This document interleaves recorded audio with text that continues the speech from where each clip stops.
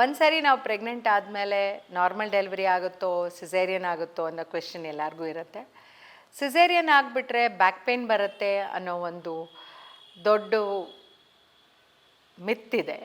So ಖಂಡಿತವಾಗೂ ಇಲ್ಲ, ಇದು ಸಿಸೇರಿಯನ್ನಿಂದ ಬ್ಯಾಕ್ ಪೇನ್ ಆಗಲ್ಲ. ಬ್ಯಾಕ್ ಪೇನ್ ಏನಕ್ಕಾಗುತ್ತೆ ಅಂದರೆ ನಿಮ್ಮ ದೇಹದಲ್ಲಿ ಕ್ಯಾಲ್ಶಿಯಂ ಡಿಫಿಷಿಯನ್ಸಿ ಆಗೋದ್ರಿಂದ ಬ್ಯಾಕ್ ಪೇನ್ ಆಗುತ್ತೆ. ಸೊ ನೀವು ಪ್ರೆಗ್ನೆನ್ಸಿಯಲ್ಲಿ ಪ್ರಾಪರ್ ಕ್ಯಾಲ್ಶಿಯಂ ಸಪ್ಲಿಮೆಂಟ್ಸ್ ತೊಗೋಬೇಕಾಗುತ್ತೆ. ಪೋಸ್ಟ್ ಡೆಲಿವರಿ ಲ್ಯಾಕ್ಟೇಷನ್ ಪೀರಿಯಡ್ ಅಂದರೆ ಮಗುಗೆ ಹಾಲು ಉಣಿಸುವಾಗಲೂ ನೀವು ಕ್ಯಾಲ್ಶಿಯಂ ತೊಗೊಂಡು plus calcium rich diet ತೊಗೋಬೇಕಾಗುತ್ತೆ.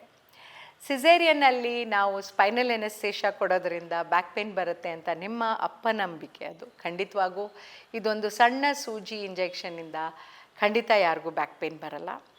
Back pain ಬರೋದು ಫಾಲ್ಟಿ ಪೊಸಿಷನ್ನು, ಕ್ಯಾಲ್ಶಿಯಂ ಡಿಫಿಷಿಯನ್ಸಿ ಮತ್ತು ಬ್ಯಾಡ್ ಲೈಫ್ ಸ್ಟೈಲಿಂದ ಆ್ಯಂಡ್ ತುಂಬ ವೆಯ್ಟ್ ಗೇನ್ ಆದರೂ ಬ್ಯಾಕ್ ಪೇನ್ ಬರುತ್ತೆ. ಸೊ ದಯವಿಟ್ಟು ಇದಕ್ಕೆ ಗಮನ ಕೊಟ್ಟು ಪ್ರಾಪರ್ ಕ್ಯಾಲ್ಶಿಯಂ ಸಪ್ಲಿಮೆಂಟ್ಸ್ನ ತಗೊಳ್ಳಿ.